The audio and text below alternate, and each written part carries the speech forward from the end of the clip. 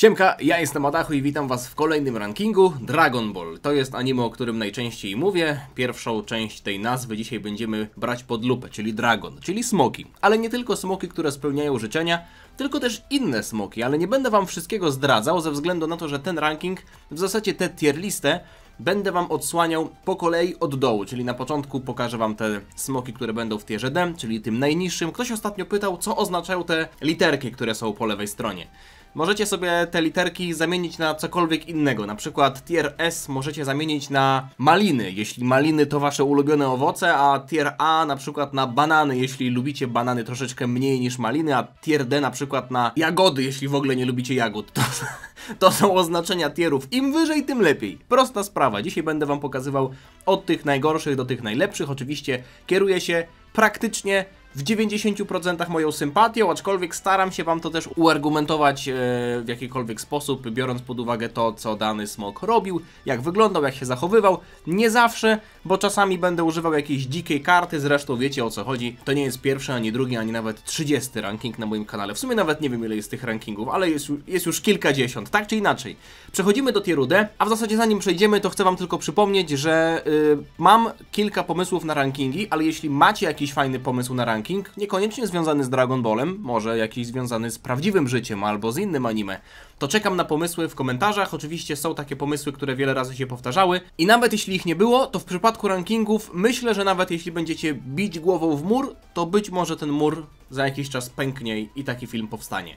Bez zbędnego bajdurzenia, zaczynamy od najgorszego moim zdaniem smoka, czyli Rage Shenrona. I tutaj jeśli chodzi o wygląd, no ja nie chcę w 100% argumentować niskiej pozycji tego smoka brzydkim wyglądem, bo akurat uważam, że jeśli chodzi o wszystkie smoki, to jest on najbrzydszy. Raczej jego niska pozycja wynika z fabuły. Ze względu na to, że to był smok, który posiłkował się mocą elektryczności. Miał taką flegmę, takie gluty, które przewodziły prąd i generalnie mógł się on wzmacniać, mógł się on zwiększać. Był on oczywiście w Dragon Ballu GT, jeśli nie pamiętacie. I już naprawdę, abstrahując od tego, że nie jest to smok, który wygląda jakoś szczególnie imponująco, bo chłop ma biust wielkości Pameli Anderson, ale to nie jest komplement, okej? Wygląda jak spasiony amerykański pterodaktyl, który ma dietę McDonaldową. To jest jego sprawa, no trudno, nie będę go oceniał tylko i wyłącznie ze względu na wygląd, ale to jest gość, który, jeśli nie pamiętacie, został pokonany przez deszcz. Zaczęło padać i jego ciało po prostu nie wytrzymało tych spięć, które zostały wywołane przez deszcz, no bo tak jak powiedziałem, on bazował na elektryczności. Podejrzewam, że gdyby to wyglądało tak, że on był taki mały, że mógłby się schronić przed deszczem, no to by tamtej walki nie przegrał, prawda? Aż przez to, że się tak wzmocnił, w zasadzie się tak zwiększył i wtedy nie mógł się uchronić przed deszczem, no to... Nie, dla mnie to nie jest w ogóle żadne wytłumaczenie. Tier D, kurwa, chłop został pokonany przez deszcz. No, świetnie. Kolejny smok to jest Oceanus Shenron. Tak naprawdę Oceanus Shenron to jest smok, o którym mogę już coś powiedzieć pozytywnego, a mianowicie to, że tutaj sytuacja wyglądała troszeczkę bardziej na złożoną, prawda? Bo to, co tutaj widzimy na obrazku, to jest ta księżniczka Oto, pod którą się podszywał, w zasadzie którą udawał, którą tak naprawdę nie był Oceanus Shenron, bo jego prawdziwa forma została pokazana na samym końcu. To był smok, którego żywiołem był trochę ocean, jak sama nazwa wskazuje. Też zresztą pamiętacie, że tam dostarczał jakąś żywność tym mieszkańcom wioski, ale jednocześnie niszczył tę wioskę. Generalnie nie był to zbyt dobry deal, ale mieszkańcy wioski wiedzieli, że muszą księżniczkę Oto szanować. Tak czy inaczej, ona miała raczej moce, on w zasadzie, no bo potem się okazało, że to raczej jest on niż ona. Miał raczej moce wiatru, więc w sumie nie wiem do końca. Ocean i wiatr to są w sumie bardzo ze sobą powiązane rzeczy, aczkolwiek są to dwa, no mimo wszystko różne żywioły. Aczkolwiek był to smok, który z tego co pamiętam też jakoś szczególnie nie miał honoru i dobrze się bawił, po prostu zadając cierpienie innym, bez konkretnego powodu. Nie byłem fanem tego, że też się podszywał pod kogoś innego.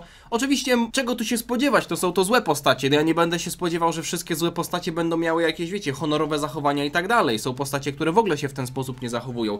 Aczkolwiek w tym przypadku to było bardzo tanie i ten fakt, że mieliśmy tutaj taką podwójną osobowość jakoś nieszczególnie zrodził moją sympatię do tej postaci. No tak jak mówię, tutaj głównie oceniam to na bazie sympatii, więc tak by to wyglądało, jeśli chodzi o tier D. Ja dzisiaj w ogóle jestem większy, możecie się domyślić też ze względu na to, że tych smoków nie ma aż tak dużo. To nie zmienia faktu, że kolejnym smokiem, o którym będziemy mówić, jest Cymbał. I nie jest to smok z Dragon Balla GT, ani nawet z Dragon Balla Z. Jest to smok z klasycznego Dragon Balla, który jest tak naprawdę potomkiem, który został zrodzony z Piccolo Daimao. I jego historia jest dość prosta. Cymbał został zrodzony i poleciał w miejsce, gdzie znalazł smoczą kulę, gdzie tam Pilaf powiedział, że jest smocza kula. I na miejscu Cymbał spotkał Goku i Yajirobe. Yajirobe pokonał Cymbała, a potem razem z Goku go zjedli. Trochę żałosny los, prawda? Cymbał nie był imponującą postacią, aczkolwiek ja tutaj doceniam, i to może nie jest kwestia samej postaci Cymbała, ale doceniam ten akcent humorystyczny, że Cymbał został po prostu zjedzony. Jest to trochę brutalne, ale nie wywołała ta postać we mnie żadnej irytacji, ani żadnego poczucia żenady. Jest to już na pewno lepsze niż to, co mieliśmy w tierze D. Tak czy inaczej, Cymbał niczego ciekawego nie zaproponował od siebie. Jego los był bardzo przykry, można powiedzieć, ale jeśli chodzi o wygląd, tak naprawdę przypominał takiego przerośniętego tabalugę. I mimo tego, że wygląd tego smoka był dość minimalistyczny, ja w ogóle nie wiem, czy wszyscy się ze mną zgodzą, że powinien się on tutaj znaleźć w tym rankingu, no bo przypomina smoka. Tamburyn też miał skrzydła, ale Tamburyn nie przypominał aż tak bardzo smoka, więc spoiler, jedyną osobą, która będzie właśnie z zastępów tutaj Króla Piccolo, to będzie Cymbał, bo on był najbardziej smokopodobny. Tak czy inaczej, znajduje się w tym rankingu, nie zaproponował nic ciekawego od siebie, ale też nie wywołał we mnie jakichś bardzo negatywnych emocji. Po prostu postać, która mało wniosła do historii, ale doceniam ten drobny akcent humorystyczny, że został zjedzony. Jeśli chodzi o akcenty humorystyczne, to gdyby nie one, to Heis Shenron, czyli następna postać na tej liście, też nie byłaby jakoś szczególnie wysoko. Można powiedzieć, że to jest najsłabszy smok z tych wszystkich smoków, które się pojawiły w ostatniej sadze Dragon Balla GT. To jest pierwszy smok, który został spotkany przez naszych bohaterów tam przy jeziorze. I jego żywiołem, jego mocą, tak naprawdę trudno powiedzieć, że to jest żywioł, była trucizna, zanieczyszczenia i tym próbował się Heis Shenron bronić. Nie imponował mi, nie wzbudził mojej sympatii, jeśli chodzi o swoje zachowanie. Jeśli chodzi o delikatne plusy, to ten akcent humorystyczny, kiedy cegła spadła mu na nogę i też pokazało to, jak żałośnie słaby jest, skoro cegła jest w stanie zranić mu go w dużego palca u nogi, czy tam w ogóle w palca u nogi, to mówi to samo za siebie, ale generalnie może być to niepopularna opinia, ale całkiem podoba mi się jego wygląd. Jest zabawny, wygląda zabawnie, wygląda jak taka przerośnięta żaba, wygląda jak młodszy brat Porungi, który nigdy nie chodził na siłownię. Heis Shenron wygląda jakby w życiu nic oprócz, nie wiem, siedzenia na kanapie i jedzenia Cheetosów nie robił, także jest w tym jakiś element humorystyczny, taka przerośnięta żaba. Można powiedzieć, że to jest takie, co by było, gdyby Porunga nigdy nie chodził na siłownię i gdyby Porundze nie sprzedali karnetu. Są to jakieś pozytywy, aczkolwiek nie na tyle, żeby wskoczyć chociażby do tieru B. A tier C kończymy dość popularnym smokiem, aczkolwiek smokiem, którego nie lubię. Ze względu na jego zachowanie, ze względu na jego charakter. To jest smok, który pokazał na przestrzeni swojego czasu antenowego, że jest żałosną postacią. W pewnym momencie chciał, żeby Nuowa Shenron, czyli jego brat, ten pomarańczowy smok, o którym też dzisiaj będziemy mówić, wykończył Goku, zamiast samemu wykończyć Goku, a potem błagał Goku i tam obiecywał mu, że odda mu smoczą kulę. Błagał go o litość na kolanach tylko po to, żeby potem podstępem go oślepić, a i tak chwilę później zostać przedziurawionym i skończyć w absolutnie żałosny sposób. Więc generalnie miał paskudny charakter, który, tak jak powiedziałem, no co tu się spodziewać, był villainem, był z postacią antagonistyczną, aczkolwiek nie nadrabiał tego żadną charyzmą, tak bym powiedział, no nie? Są postacie, które mogą się zachowywać w brutalny sposób, ale nadrabiają to czymś innym, przede wszystkim charyzmą. W przypadku Heis Shenrona ja tutaj charyzmy za dużo nie widziałem, co widziałem, to fajne moce. Podobały mi się jego moce mrożenia, moce lodu, tak naprawdę ten żywioł lodu to jest coś, co ja powiedzmy, że w 100% kupuję, bo podobało mi się to, że wszystkie te, nie wszystkie, o tym też będziemy mówić, że te smoki miały swoje żywioły, prawda? Ja rozumiem, że one się narodziły z jakichś konkretnych życzeń, na przykład Oceanus Shenron się narodziła albo narodził z życzenia o majteczki u Longa, no to nie jest zbyt niesamowite życzenie, które miałoby jakkolwiek nawiązywać do jakiegoś żywiołu, prawda? No ale te żywioły to było coś, co dawało tym smokom jakąkolwiek osobowość. W przypadku Heis Shenrona to jest plus, aczkolwiek nie na tyle duży, żeby trafić do tieru C, bo ten jego charakter i jego zachowanie pod koniec swojego żywota było po prostu paskudne. Idziemy dalej i myślę, że jeśli wiecie, pamiętacie jakie były smoki w ogóle wszystkie z Dragon Balla GT, tych 7, to się dziwicie, że Naturon Shenron trafił tak wysoko, bo tier B to jest tier neutralny. I generalnie jest to postać, która nie ukradła jakoś dużo mojej sympatii, prawda? Nie zaskarbiła sobie mojej sympatii, aczkolwiek muszę mu tutaj oddać jedną rzecz. Gdyby nie to, że popełnił jeden głupi błąd, wynikający praktycznie ze swojej, no głupoty, prawda? Ze swojej nieuwagi, to pokonałby Goku w SSJ4. Bo to była sytuacja, w której on pochłonął pan, no był już w tym na początku ciele Kreta i to mi się bardzo podobało. Podobało mi się jego nastawienie, że tak naprawdę on nie chce się bić, ja chcę tylko drążyć tunele i patrzeć jak wszystko się niszczy przez to, że drążę tunele. Coś w stylu tego Heist Shenrona, który też ma taki element humorystyczny, tylko że Naturon tutaj w ogóle nie był zainteresowany na początku walką. Potem jak Goku i pan naprawili miasto, a w zasadzie zapobiegli tym zniszczeniom, to wtedy się dopiero zdenerwował. Był bliski tego, żeby umrzeć, ale pochłonął pan, no i wtedy zaczęła się jazda, bo zaczął naprawdę klepać bardzo mocno Goku w SSJ4, nawet przeżył 10-krotną Kamehameha i Goku leżał na ziemi, powiedział, że nie ma już siły i że w ogóle nie był tak wymęczony psychicznie czy fizycznie kiedykolwiek w życiu, nawet biorąc pod uwagę, że to było po Dragon Ballu Z. Kid Buu nie wymęczył tak Goku jak Naturon Shenron. Cell, Frieza, Vegeta w Saiyansadze. Nikt tak nie wymęczył Goku jak Naturon Shenron w tym jednym odcinku w Dragon Ballu GT. To mówi samo za siebie. I jeden głupi błąd. Chciał Goku dać możliwość zobaczenia swojej wnuczki, więc ją wypuścił w połowie ze swojego brzucha. Goku to wykorzystał, wyciągnął ją. No i wtedy zobaczyliśmy tę prawdziwą postać tej postaci, prawdziwą formę tej postaci. Mimo wszystko to była jego pożyczona moc, więc tutaj troszeczkę trzeba mu odjąć, nie był jakoś szczególnie charyzmatyczny, ale no muszę tutaj naprawdę uwzględnić to, że był bardzo blisko tego, żeby pokonać Goku. Jeden mały błąd i mogłoby to wyglądać inaczej, ale no cóż, idziemy dalej. Syn, ukośnik Omega. No tutaj będę raczej mówił o jednym i tym samym. Syn się wzmocnił, absorbując wszystkie smocze kule, więc potem został, powiedzmy, Omegą, ale generalnie mówię tutaj o tej jednej i tej samej postaci. Mówiłem o tym, że wszystkie smoki miały swój żywioł i to jest coś, o czym ja powiedziałem już kilka lat temu w filmie, który dzisiaj nagrałbym inaczej, aczkolwiek cieszę się, że trochę tam kontrowersji wywołał. A żeby życie miało smaczek, to czasem trzeba trochę wywołać kontrowersji. Wtedy może za bardzo w ten sposób myślałem. Mówię oczywiście o filmie mojej recenzji z Dragon Balla GT. Aczkolwiek myślę, że podtrzymuję w 100% jedną rzecz, którą tam powiedziałem. Ja nie za bardzo pamiętam, co ja wtedy mówiłem, musiałbym obejrzeć ten film, ale jedną rzecz podtrzymuję. Żywiołem Omega Shenrona, w zasadzie na początku syn Shenrona, nie było nic.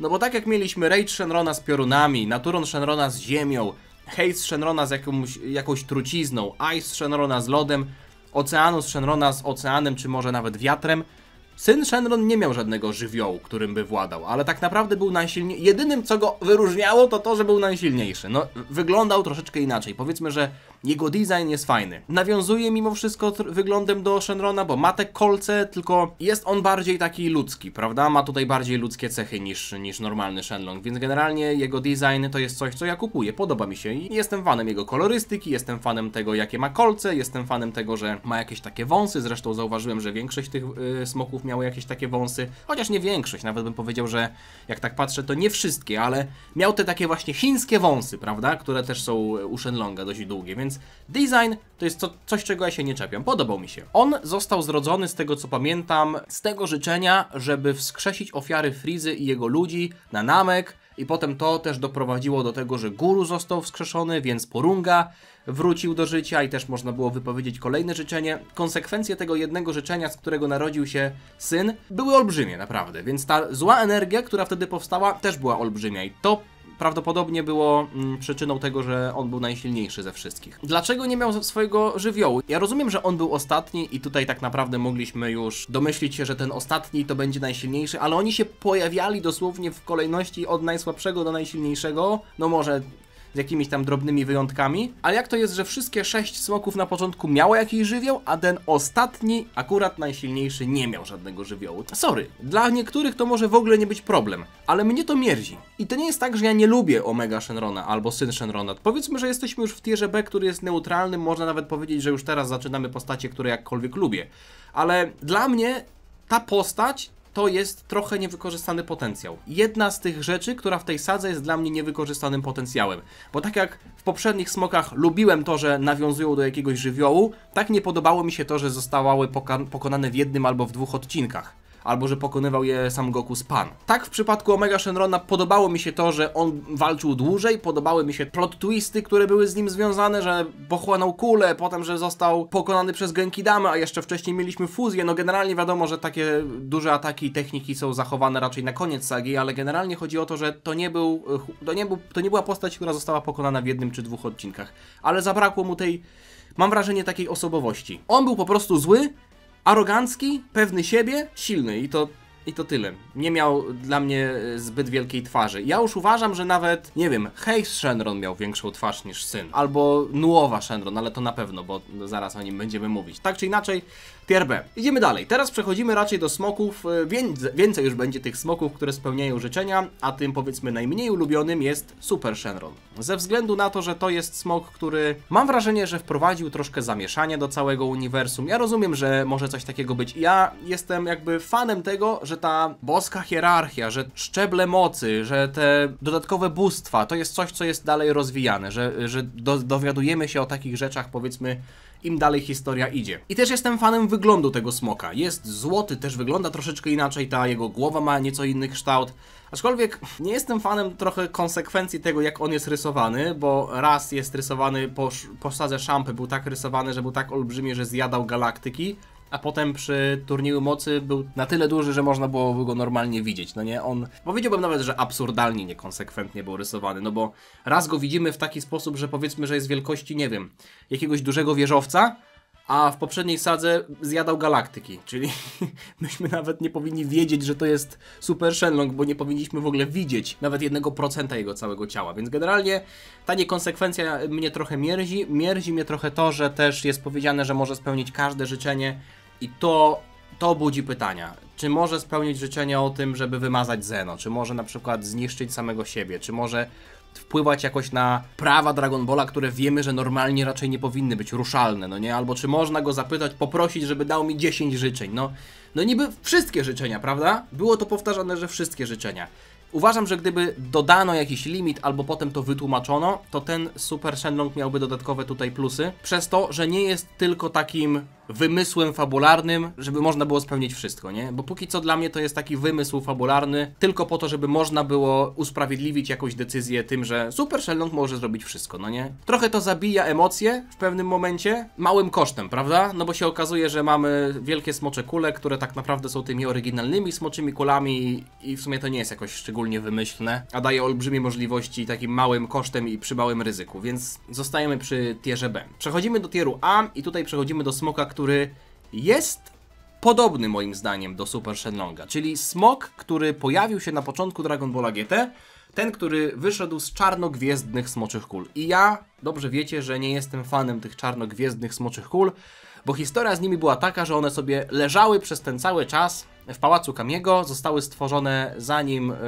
Kami i Piccolo się rozdzielili, więc przez tego bezimiennego Namechanina, kiedy był silniejszy, więc i moc jest silniejsza, no ale przez to, że jeszcze było zło w ciele tego, w duszy tak naprawdę tego bezimiennego Namechanina, no to wtedy to zło też jakoś się odbiło na tej kreacji smoczych kul, więc wiemy, jak to dalej wyglądało. Ja nie jestem fanem tego, że one sobie tam cały czas leżały i jeśli Dragon Ball GT ma jakkolwiek nawiązywać do Dragon Balla Z, no to jest olbrzymia dziura w fabule. Dla mnie to jest olbrzymia dziura w fabule, że tego nigdy nie powiedzieli, że tego nigdy nie było, że one nawet nie leżały gdzieś tam zamknięte w pudełku. One sobie leżały zakurzone praktycznie w jakimś przejściu tam w pałacu Kamiego. No to jest dla mnie totalny absurd, aczkolwiek to już jest raczej kwestia złej fabuły, a nie samego smoka, bo smok wygląda świetnie. Dla mnie jest to jeden z fajniej wyglądających smoków, bo nawiązuje do klasycznego Shenlonga, ale ma bardziej enigmatyczny taki wygląd, bardziej poważny wygląd. Mam wrażenie, że ten czerwone łuski z tymi żółtymi, złotymi elementami świetnie się komponują i tutaj widać, że jest to znacznie poważniejszy smok, że jest to potężniejszy smok. Też właśnie z elementami zła,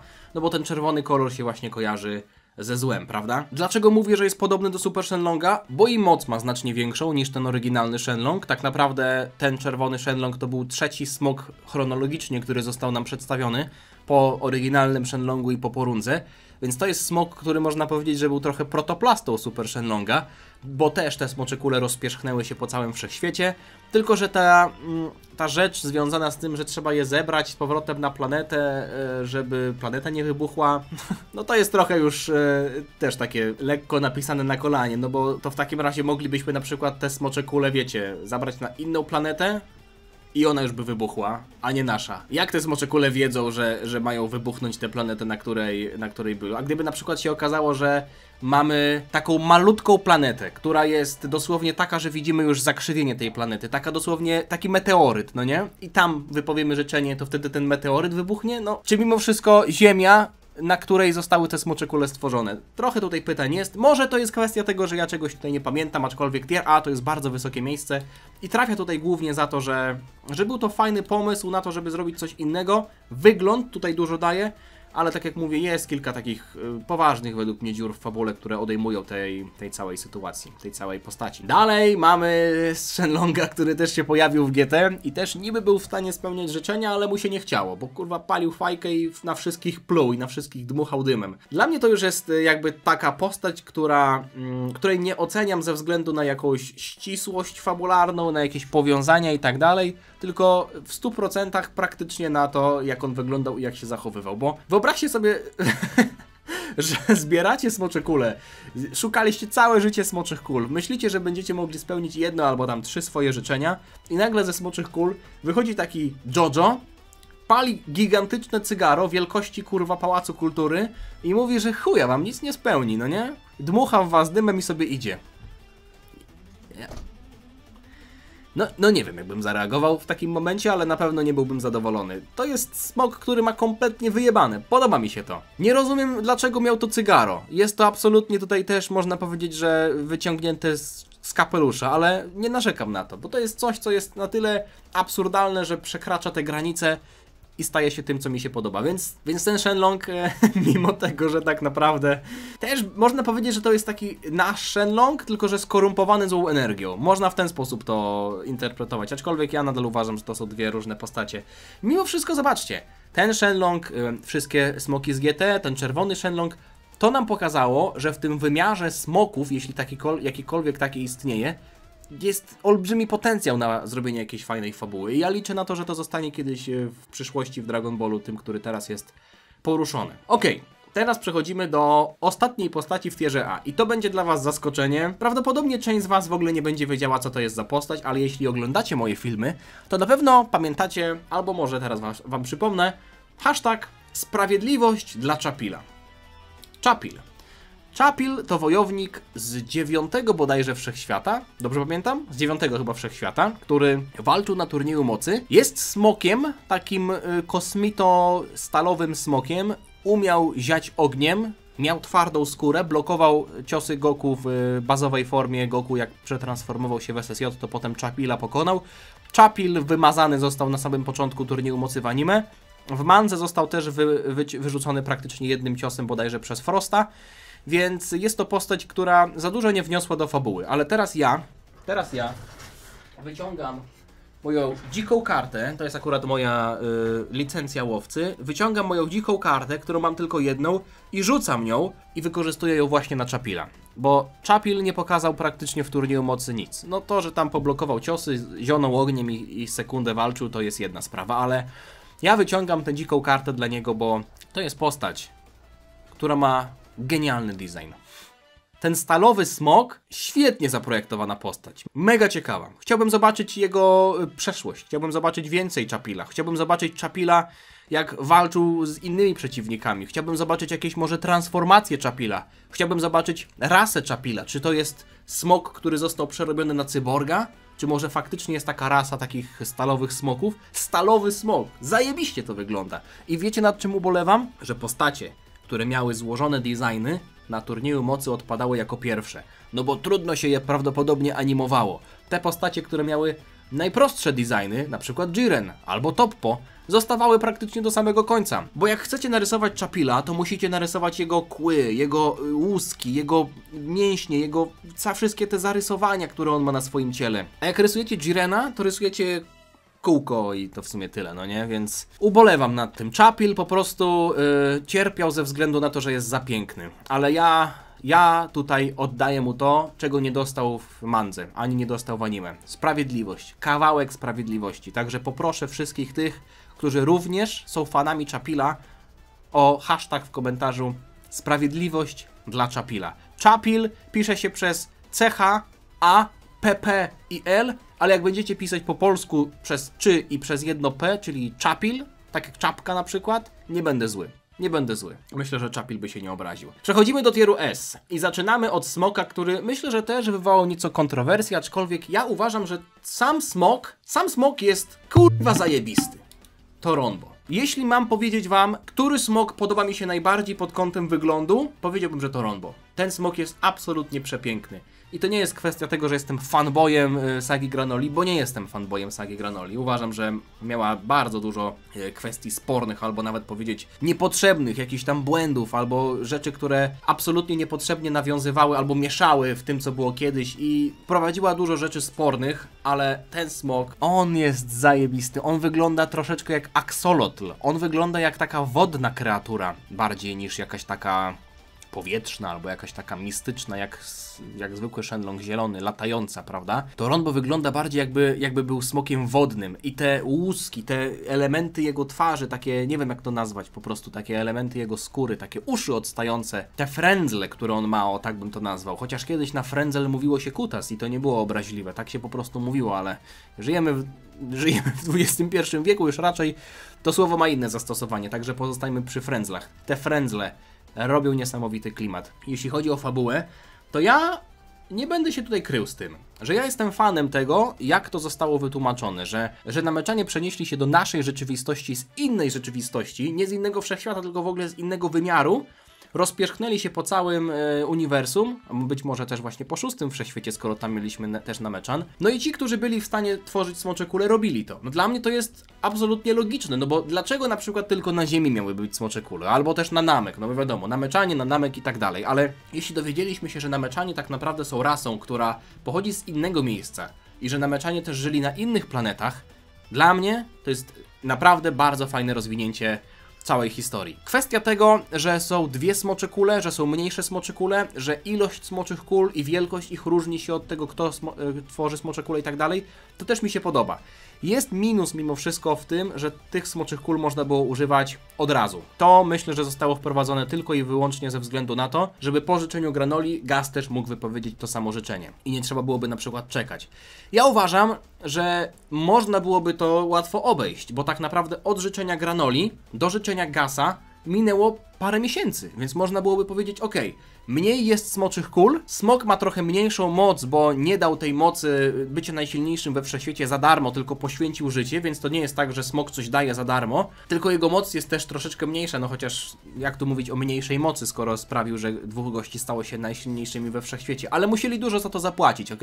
To nie było tak, że dostali to za darmo, więc duża nagroda, duża cena. Więc i może czas odrodzenia tych smoczych kul powinien być krótszy, ale żeby były aktywne od samego początku, no cóż, może tutaj już szukam dziury w całym, aczkolwiek sam smok wygląda świetnie, bardzo fajnie według mnie rozwija historię.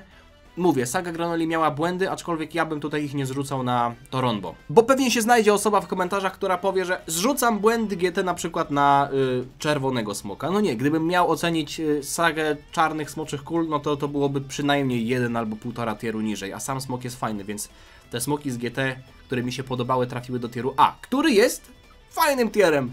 Zresztą co ja się tłumaczę, kurwa, ja nie muszę się przed wami tłumaczyć. I tak to robię, argumentując te pozycje, ale ja już wychodzę zawczasu. Idziemy dalej. Nuowa Shenron.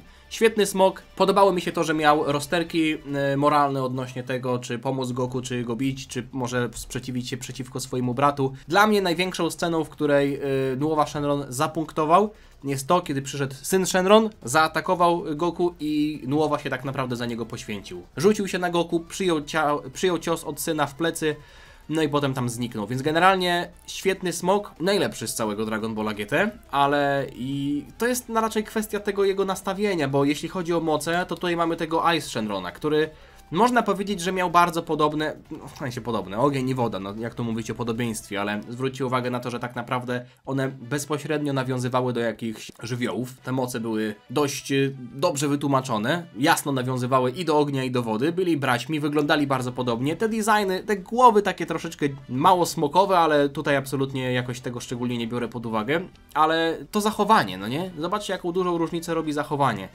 Ice był żałosnym, podstępnym jakimś tam gnojem, który był w stanie błagać na kolanach, poniżać się, a chwilę później uciekać się do jakiegoś podstępu, który i tak spalił na panewce, a Nuowa nie bał się przeciwstawić temu wszystkiemu, no nie? Nie bał się podążać za głosem serca i jeszcze poświęcić się za Goku w imię tego, że wierzył, że tak naprawdę robi dobrze. Dla mnie to jest wystarczająco, żeby trafić tutaj do tieru S, bo to też dodało głębi tym postaciom. Nuowa był postacią, która dobrze pokazała, jak można fajnie napisać postać, mimo tego, że ona nie była jakoś szczególnie, w sensie długo, była jakoś tam drugoplanową postacią i nie była głównym przeciwnikiem, ani też nie przyczyniła się do ostatecznego pokonania Omegi, ale generalnie pokazała, że te smoki nie muszą być nudne, nie muszą być aroganckie za każdym razem, albo mieć jakieś takie paskudne cechy charakteru i nie muszą też być pokonywane w jakiś łatwy sposób. Nuowa oczywiście był też jednym z tych ostatnich smoków, więc wiadomo, że poświęcono mu więcej czasu, no ale właśnie może nie wiadomo. Może byłoby lepiej, gdyby każdy smok dostał troszeczkę więcej tego rozbudowania. Nie mówię, że jakoś szczególnie bardzo dużo, ale uważam, że Nuowa pokazał, że te smoki nie muszą być prostolinijne, prawda? Że może tutaj być więcej głębi. No i też fakt, że był czterogwiezdnym smokiem, prawda? Nawiązującym do kuli dziadka. Ikarus to jest postać, która szczególnie nie jest jakoś imponująca. Tak naprawdę no, jego większe epizody to chociażby film z Lordem Slagiem albo film z Kullerem, kiedy tak naprawdę tam niósł Gohana. Raczej to nie jest postać, którą tutaj wrzucam za jakieś... Chociaż nie, wrzucam ją trochę za zasługi, no bo to jest też dzielny smok, który mimo swojego niskiego poziomu mocy, mimo tego, że jest słaby i podatny na obrażenia, rzucał się do pomocy, pomagał naszym bohaterom. Oczywiście jest to postać, która raczej pojawiała się tam w Dragon Ballu Z niż potem w Dragon Ballu Super. Nawet nie wiem, czy on się jakkolwiek pojawiał w Dragon Ballu Super, czy on się chociaż raz pojawił w Dragon Ballu Super. Wydaje mi się, że nie, ale mogę się mylić. Ale podobało mi się to, że nawiązał relację z Gohanem, że widać u niego było pewien charakter, mimo tego, że tak naprawdę było to 100% zwierzę, prawda? No bo to nie był jakiś magiczny smok, który miał moce smoczych kul czy coś takiego. To był po prostu zwykły dinozaur, można powiedzieć, który nawiązał relację z Gohanem i to też swoją drogą pokazało, jakim Gohan jest dobrym dzieckiem, skoro zwierzęta go w ten sposób kochają. Ale zawsze jak Ikarusa, czy tam Haya Dragona, jak on tam Gohan na niego mówił, widziałem, zawsze się cieszyłem, uwielbiam tę postać, jest bardzo, bardzo pocieszna i zawsze sprawia, że uśmiech się pojawia na mojej twarzy. Taki po prostu pocieszny tabaluga, tylko że nie tabaluga. Zuch i chwat, można nawet go powiedzieć, nawiązując do tabaluki. No i możecie się domyśleć, że dwa pierwsze miejsca to będą Shenlong i Porunga. Tylko teraz w jakiej kolejności? W takiej kolejności. Porunga to jest mój ulubiony smok, zaraz wam powiem dlaczego. No głównie to... No to tutaj możecie się domyśleć, że chodzi o jego, też jakąś taką jego aparycję albo cechy charakteru, ale Shenlong to jest absolutny klasyk. No tutaj nie muszę wam tego tłumaczyć, jeśli jakkolwiek oglądaliście Dragon Balla, to wiecie o czym mówię, nie muszę tego powtarzać. Raczej wytłumaczę to, dlaczego Shenlong, mimo tego, że jest absolutnym klasykiem, ikoną i znakiem rozpoznawczym Dragon Balla, nie postawił się na pierwszym miejscu. Raczej bym powiedział, że to jest kwestia tego, że Porunga w większości przypadków wydawał się być po prostu większym kozakiem. I tutaj oczywiście może gdzieś tam z tyłu głowy mam to, że Porunga jest wielkim, dowalonym smokiem, który no wygląda tak, jakby właśnie Heist Shenron jednak wykupił ten karnet na siłownię. Podobało mi się to w Porundze, że zawsze robił tak, że okej, na przykład robił, albo że w sumie nie pamiętam, czy Porunga miał jakieś życzenia, których się nie dało spełnić. Musiałbym sobie teraz przypomnieć, ale no wiem, że Porunga na początku nie mógł wskrzesić większej ilości osób, mógł tylko wskrzesić jedną osobę naraz, więc to też było jakieś ograniczenie. No ale w przypadku Shenlonga było dużo razy tak, że pytali go o coś i on mówił, że nie może. No podejrzewam, że to też jest kwestia tego, że był pytany częściej, więc no częściej statystycznie się nie zgadzał. Ale pamiętam scenę z Dragon Balla Super, w której Shenlong został przywołany tam przy Battle of Gods i przestraszył się Birusa. I ja tej sceny nie uważam za minus, ale nie uważam też za plus, jakiś jednoznaczny. Uważam, że ta scena była w pewnym sensie neutralna ogólnie i jednocześnie była plusem dla postaci Birusa, bo pokazała, że nawet Shenlong się go boi, Birus musi być świetny. Z drugiej strony była minusem dla Shenlonga, bo pomyśleć można było, mistyczny, legendarny smok, który nawet w sumie nie wiadomo, czy on jest z tej rzeczywistości, no wtedy akurat nie było wiadomo, bo to było przed sagą Granoli, ale generalnie smok, który może spełnić wszystkie życzenia, boi się Beerusa. Ja wiem, że to była też scena humorystyczna, gagowa i można byłoby to absolutnie pominąć, ale to też nam daje informację, że Shenlong znał Beerusa i się trochę go bał. No tak, Shenlong nie powiem, że trochę stracił w moich oczach, ale ta jego majestatyczność przestała być aż tak majestatyczna w tamtym momencie. Podczas gdy Porunga mam wrażenie, że wygląda bardziej imponująco, chociaż jak Shenlong jest też tak rysowany, że się wije po niebie i tak dalej, też to wygląda epicko. No najwyższy tier S, no ja tutaj naprawdę muszę się nagimnastykować, żeby wymyślić jakiekolwiek wady, ale Porunga to jest dla mnie postać, w zasadzie postać, to jest dla mnie smok, który jednocześnie łączy powagę, potęgę i takie drobne, subtelne elementy humorystyczne, jak wtedy właśnie jak pokazuje. Okej, to mi się bardzo podoba, więc tak wygląda ten ranking. Mam nadzieję, że Wam się podobało. Napiszcie mi w komentarzu, który smok jest Waszym ulubionym. Być może o jakimś zapomniałem, to mi powiedzcie. To wtedy powiedzcie, o kim zapomniałem. To może się ustosunkuję w komentarzu. A jeśli chodzi o dzisiejszy film, to by było na tyle. Zostawcie lajka, jeśli Wam się podobało. Zostawcie suba, żeby niczego nie przegapić. I życzę Wam miłego, spokojnego dnia. Zostawcie w komentarzu jakiś pomysł na kolejny ranking. To, tak jak powiedziałem, być może wezmę go pod uwagę. A raczej na pewno wezmę go pod uwagę, ale być może go nagram. Tyle. Trzymajcie się. Na razie. Cześć. Dziana.